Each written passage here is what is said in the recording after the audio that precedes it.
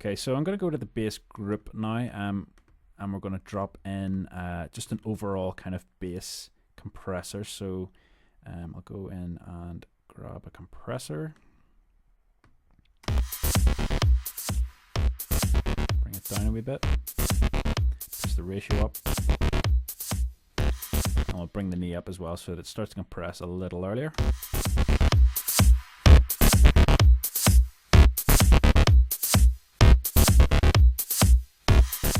Just to take any of these sort of spikes out of it that come out. And then we'll drop in an EQ as well. Maybe do a sort of high pass on this, around about maybe sort of 60 hertz or so. We'll try a wee bump in the middle, and a nice bump at the top as well.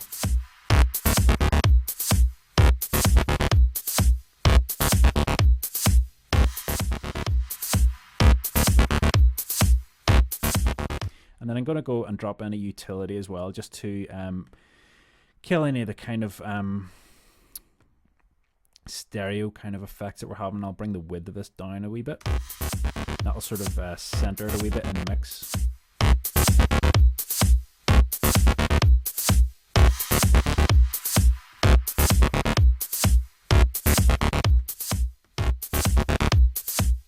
And then we'll try a wee bit of distortion. We'll go through maybe a bit of a bit crusher with the Redux. Just drop it by 1 or so.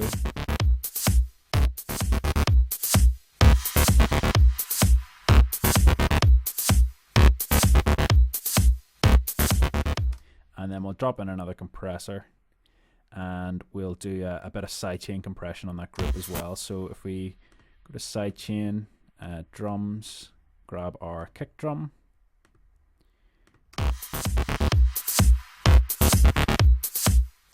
we'll really heavily compress this so that it doesn't interfere with the kick drum whenever that's playing.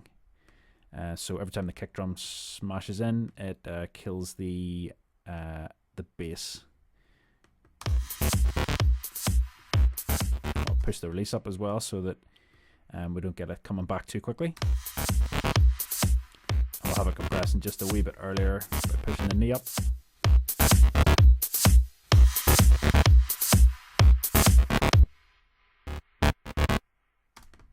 Okay, and then we'll maybe just drop in a filter, auto filter at the end here, just to remove the sort of really deep bottom end of this.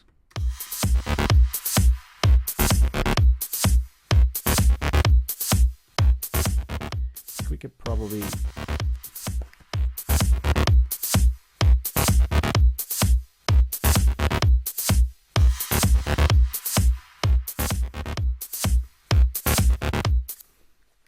kill it at about 80 hertz or so. I mean, it isn't imperative to have a real bottom end on this, because we're going to be sending this out to a few send tracks or a few return tracks to sort of generate that bottom end for us. So I'll leave it about there, and we can play around with these afterwards. And one thing to remember here is that all of these sort of wee tweaks and things that we're doing here, further down the line, are going to have a bigger consequence on the actual overall sound. So whenever we've created these sort of send tracks, you can actually go back and tweak these individual parts, and it really changes the sound of the bass that you've created. So we'll continue on with that in the next one, by really beefing up this bass and completely changing it really. So I'll see you again in the next video.